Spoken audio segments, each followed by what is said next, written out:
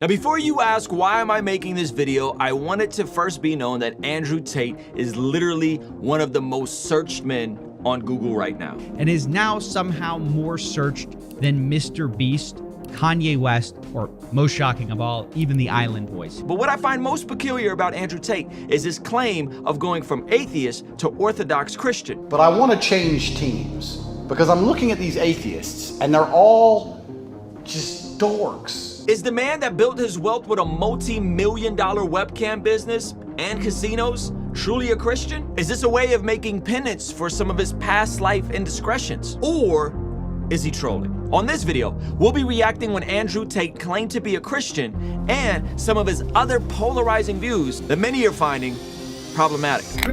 Ruslan. First, let me paint the picture of why he claims to be a theist, and then we're gonna get into him claiming to be a Christian. So here is the first part of the clip. This is from a podcast he did a while ago. Check this out. If 100 people believe in a God, and the God they believe in makes them act like better people, and they're better for the world. Yeah. Do you believe that their belief in God in and of itself makes God real? Yes, it does, but they're believing in a lie. No. It doesn't mean that God is real. They just believe the lie. So the logic is, if people believe in God as an idea, that in and of itself makes God real, according to Andrew Tate. Now, the issue with this is that this is very similar to kind of Jordan Peterson's view of God and mythology and all these sorts of things. And so this is kind of more of a pragmatic utility of religion, not necessarily a direct belief in a God and the God of the Bible. But we're going to get more into that. So these guys respond. Lie is making them act better. If God wants people to act in a righteous way, and people believe in God, and that makes them act righteously, Then I respect that. does that make God exist? No. In some form. Not as, even even for as me, not in any form. Even as an idea. As an idea, Do you believe? yes. Do you believe the idea of God makes people act more righteously? Yes, absolutely. yes. Okay, so do you believe that God as a whole, even as an idea, him existing even as an idea, brings out the righteousness in humans? Yeah, it does. It actually brings out bad people. Like yourself, you love God. So that's the framing in terms of what he means by believing God in that clip. Now, this is later. Now, here he is earlier explaining what he means by belief in God. This clip is a little longer. He starts touching on Islam. He just did a bit podcast touched on Islam again. We're going to get to that part, and then we're going to get into a clip from CoffeeZilla and Patrick CC about some of the more sinister parts of Andrew Tate's views. Difficult to prove gravity, let alone God, which doesn't exist. You can't prove something that isn't there. But I want to change teams because I'm looking at these atheists and they're all just dorks or just nerds, or, I mean, Christians are nerds too. It's hard. But all the complete degeneracy you see in the world nowadays is done in the name of atheism, and I don't think that's a good thing. I think that's... By the way, the him getting massages while he's doing these videos is hilarious. Some basic things like family, man, woman, children, etc. That only seems to be the religious people. Only religious people are propagating these ideals. Whereas the atheists are propagating insanity and just madness. You guys think I'm stupid. I'm not stupid, guys. I know this. There's going to be some profanity in this, just a heads up. So if you're here, you're going to be offended. Had your kids, had your wife. Explicit. Now listen to the deductive reasoning here. I mean, the Christians haven't been gangsta in a long time. The Christians were gangsta. You couldn't mess with the Christians. Those fault, they come in, bust down, crusade, we're taking Jerusalem, bust places up. The Christians haven't done anything gangsta in a long time.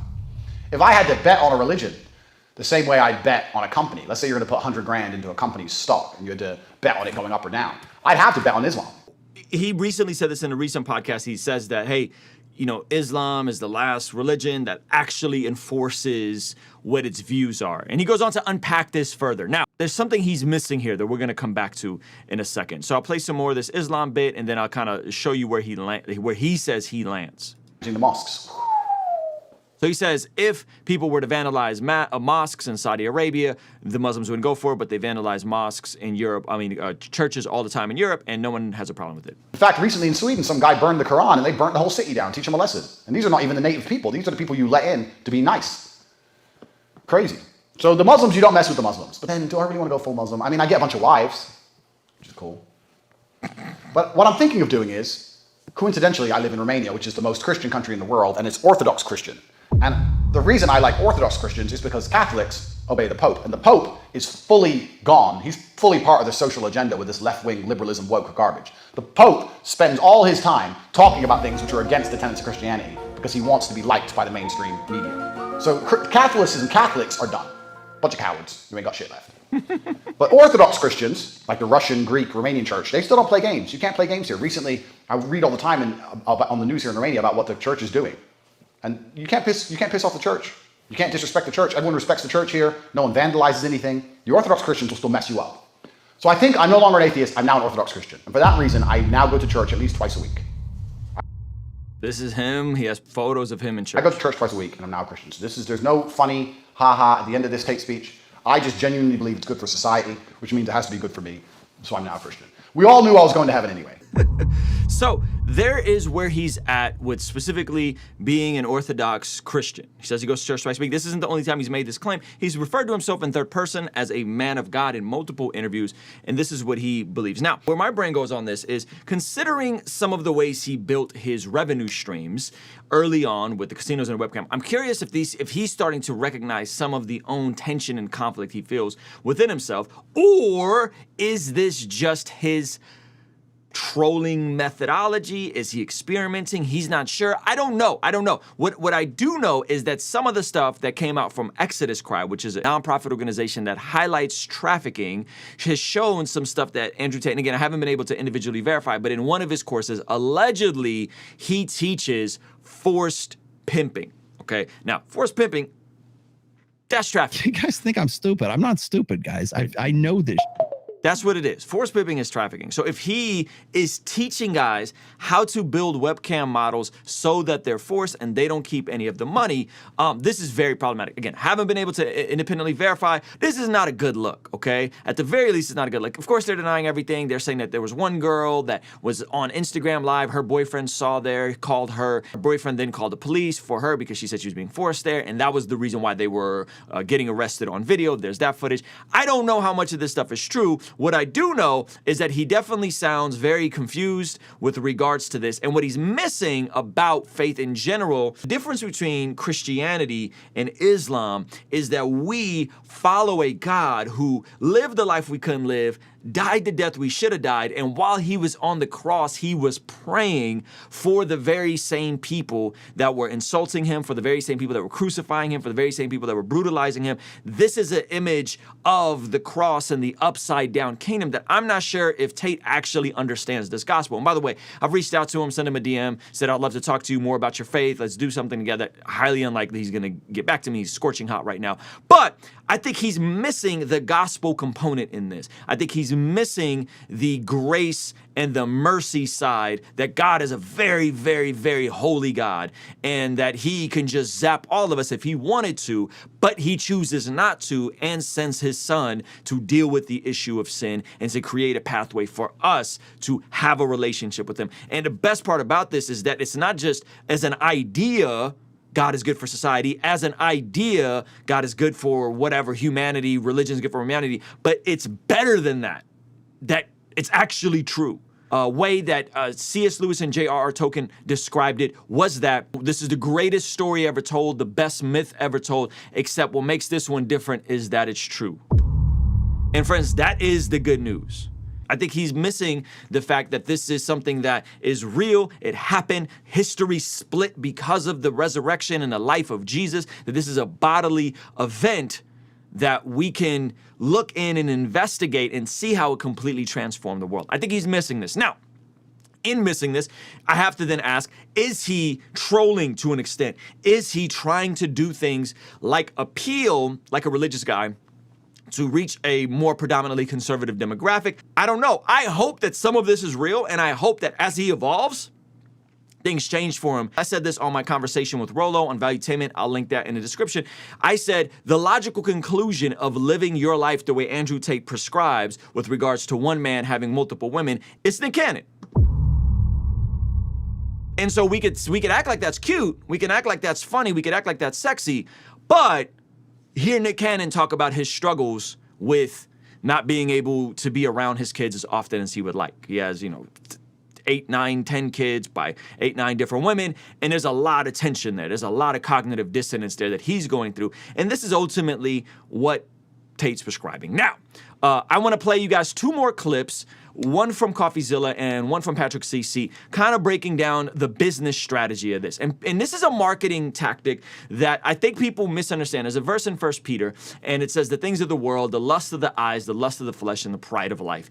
I've been talking about Buddy Adam Sauce. I talked about that on the Valuetainment. And whenever you have a product, whenever you're selling anything, and this is why oftentimes non-Christians will have an advantage in the marketplace, if you could package it around lust of the eyes, lust of the flesh, pride of life, it's always going to supersede other profits in other businesses, like selling someone a hope, selling someone encouragement, selling someone self-improvement, selling someone fitness, right? And so that's why when you look at folks that actually build businesses on things that are intended to lift people up, encourage people, it's always inspiring when I see someone like Athlete X or Coach Greg build something based on actually improving people. It's very encouraging because generally speaking, a lot of stuff that's going to work is going to be lust of the eyes, us coveting other people's wives, one of the 10 commandments, lust of the flesh, right? What is lust of the flesh? Pleasure, food, and like overindulging on things, drugs, alcohol, lust of the flesh, pride of life. Pride of life is the need to be right, the need to position yourself as the end-all, be-all authority figure. You guys think I'm stupid? I'm not stupid, guys. I know this.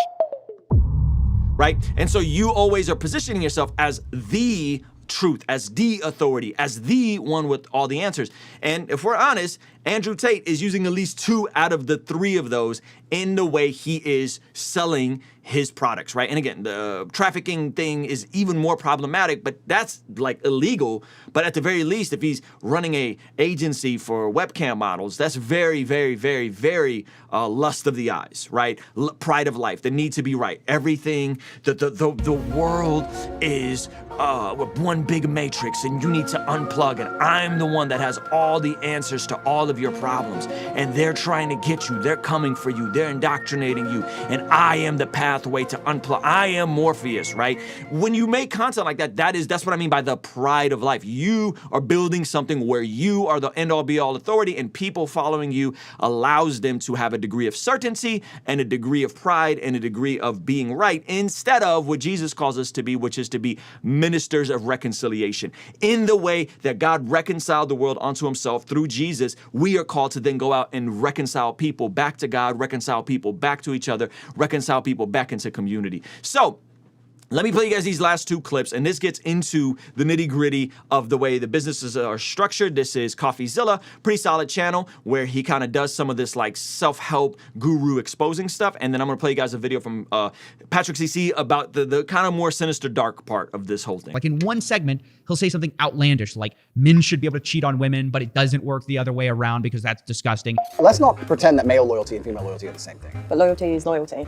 But they're not the same thing, are they? However, I would not see my infidelity as nearly anywhere near even 1% as disgusting as female infidelity. And he knows that's going to get him clicks and piss people off. But then we'll say in a segment right after, oh, I believe in true love between a man and a woman. I believe there should be more love. I think relationships are a beautiful thing. I think that the synergy between men and women are a beautiful thing if they are correctly collaborated.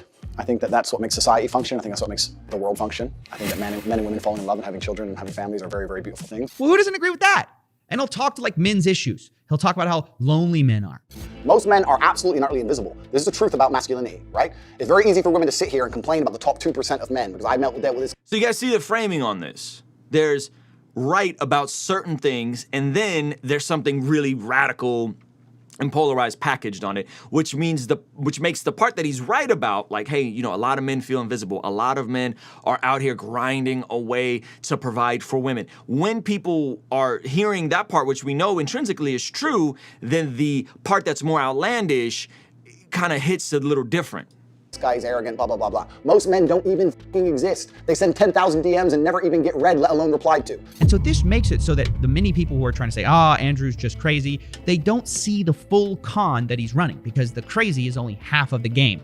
Because eventually people hear the other half, the basic stuff that's obvious, and go, well, he's not totally crazy. And people just eventually kind of go down the Tate rabbit hole where they think, you know, maybe I can leave the matrix and get girls, jets, and Bugattis. Maybe I just need to become financially free. How do I do it? Who's looking out for me? And that's where Hustleversity enters the picture. And so you guys should check out CoffeeZilla's video. He now has a critique of Hustlers University. There's a bunch of folks paying, and then what you discover is the real selling point, seemingly, I can't verify this, is the repurposing the content in exchange for an affiliate of like 20% for the first month, which is, by the way, anyone that's done affiliates for any type of membership thing, like we have the link description to the software I use how to make my videos. If you want to get this Ecamm Live software I use to stream, I have an affiliate with them. So the pricing of the affiliate is lowballing. On top of you get in, you do all these courses and you discover that these aren't really that helpful. It's not new information. Now, this is from a channel called Patrick CC, and we'll end with this. And I want you guys to check this out because there's some dark stuff here. Being censored on social media. This is the outer layer of the cult onion. The second layer of the onion would be more of his controversial takes that divide people. The things he says or does where even his own followers might disagree. To get to the more shady and evil layers, if there are any, you would probably have to join the War Room. He's extremely vague with what the War Room really is. The War Room is a private network. That's the most I can say. Kind of imagine the Freemasons of old. What we do know is that the War Room is like the Freemasons, which some consider to be a cult. We know it's a secret organization. We know that members have to pay to be in. He's said this multiple times. The War Room is like the new Freemasons. In it, as well as compete to prove their value to the organization. We know that people join because they fear being stuck in the Matrix, and the War Room will be able to protect them. We know they meet in real life. We only know 3 members of the War Room: Tristan Tate, this author, and this guy Iggy, who is the master of spells and shadows. According to his Twitter account, he is the greatest hypnotist the world has ever known. Every other they got a hypnotist in this, bro. member of the War Room, we can assume, is just looked at as a number based on this video. So I want you to consider all of that while watching this video. Don't you want to become a cult leader? Since the death of God, there's been a vacancy open. You could fill that void. Here's how. Establish front groups. We're a Bible study group. We're a management course. We're a meditation center. Hustlers University. Promise to fulfill their dreams. We have the secrets to self-improvement. Join our elite mission. You cannot stop me. I'm that guy. You need my help. You have 2 choices. You either sell your soul to Tate and say, I accept Tate is all-knowing. I will listen to you inside of Hustlers University. Please save me. Offer them some. You have to now ask, is he trolling when he's saying some of these things? I think he's being hyperbolic. But nevertheless, this collage that Patrick CC put together is pretty damning, if we're going to be honest. Something free and get them to feel obliged to give you something in return. Welcome to the Hustlers University 2.0 webinar. Free presentation. Gradually, over time, you'll begin to shape the recruit's behavior by granting or withholding this love and attention. After they've bonded, slowly start making your demands upon them. The message being, Nothing in this world has value unless it relates to the leader. If you have less money than me, even by a single cent, you're a fucking brokey, a wage, a peon, a peasant, a nobody.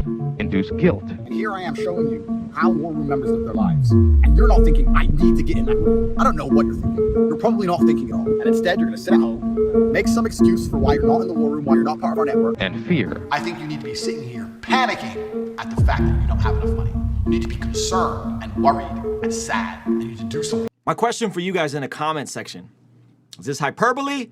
Is he onto something more sinister? Is this faith genuine? I want to hear from you guys in the comment section. If you guys want to hear some of my other thoughts regarding Andrew Tate, you can check out my debate here on Valuetainment and a different video I did with Patrick David and his impressions of Andrew Tate over here. I'll see you over there, all right? Peace.